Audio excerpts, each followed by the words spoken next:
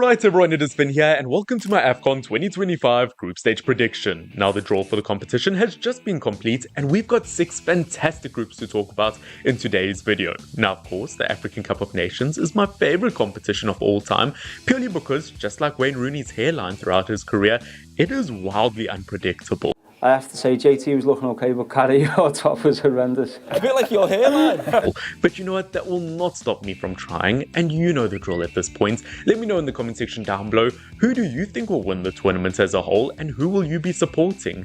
And along with that, if you do enjoy this type of content, I do it quite often, so don't forget to subscribe down below. But without any further ado, that doesn't sound correct. Without further ado, let's jump into the predictions. Now jumping into Group A, we've got Morocco, Mali, Zambia and Comoros. This could be a very difficult and very entertaining group to watch. Now of course, Morocco will be the favourites in this one. They are the hosts of the competition. Along with that, they've achieved some great things in recent history, becoming the first ever African nation to reach the semi-final of a World Cup. But they weren't great in the last Afcon, getting knocked out by my home nation South Africa in the round of 16. King in the castle, king in the castle. But regardless of that, they have strengthened their squad since then, bringing in the likes of Brahim Diaz into their squad, which has really multiplied their attacking ability. They are looking fantastic moving forward.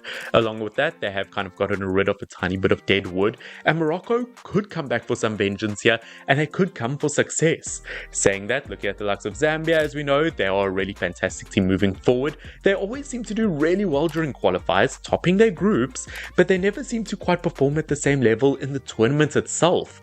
Looking at Mali, we saw them in the last Afcon. Obviously South Africa, my team was in the same group as them, and I can understand how strong their team truly is, and on paper they are a fantastic team. And looking at the likes of Comoros, although I'm mentioning them last, we cannot sleep on them. They topped a group with the likes of Tunisia and Gambia. That is bloody lovely. They are a team that is a serious threat here, and to be honest with you, all 4 could qualify for the next stage. Now, if you don't know how qualification works for the next stage of the competition, the top 2 in every group automatically make it through, and the 4 best third place teams also make it through. But in terms of topping this group, I would be surprised if it wasn't Morocco. They just have such a fantastic team at the moment, and in terms of second, third and fourth, it could honestly go in any direction. But I do think in terms of second place, I'm just going to go for the likes of Mali. I think they've got some exciting young players in there, and they could seriously deliver on the job. And in terms of third, I do think it will be Zambia, and fourth, I do think it will be Comoros, although as I said, could be wildly unpredictable. And for Group B, we've got Egypt, South Africa, Angola and Zimbabwe. Now of course, Egypt, as we know, the most successful team in Afcon history, winning the title 7 times, and this could be one of the last times Mo Salah has an opportunity to win something with the nation. Obviously, looking at South Africa, we did really well in the last tournament, picking up 3rd place. It's the best we've done in over 30 years. And to be honest with you, after that tournament, I am naming my future child Ronwen Williams. That was absolutely fantastic, and I've never had that hope as a South African football fan before. And to be honest with you, heading into this tournament, I honestly think we could deliver something special here. Now, I do think that the 2 favorites here will be South Africa and Egypt. Although looking at Egypt, even though Mo Salah is getting older, he is truly like a fine wine. I mean, he just gets better and better with age, and I wouldn't be surprised heading into this tournament if he was a Ballon d'Or winner. I guess we'll never know.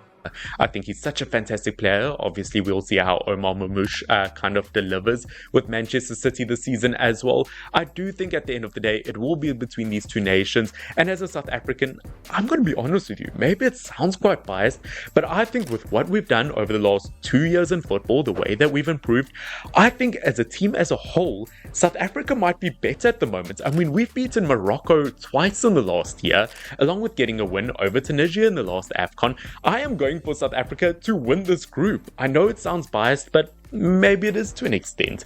I guess only time will tell. While I do think Egypt will pick up 2nd place, in terms of 3rd place, I'm going for Angola. They did really well in a group with the likes of Ghana in it, which nowadays isn't that difficult. It's like stealing candy from a baby. You know what? Not even that. I mean, it's like just stealing the whole stroller from the baby at this point. You kind of feel sorry for the baby.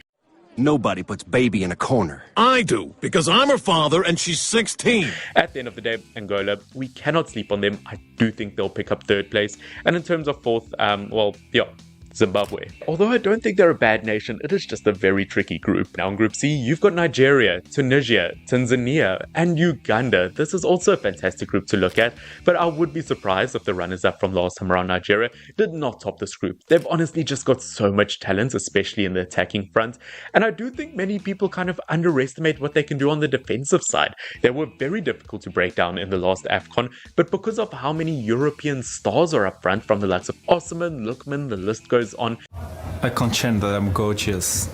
we kind of underestimate how tricky they can be when it comes to defense. I honestly think that Nigeria have no excuse but to take this one, especially because Tunisia have not been as deadly in recent years. But saying that, I do think they will get second place because they still have some serious stars.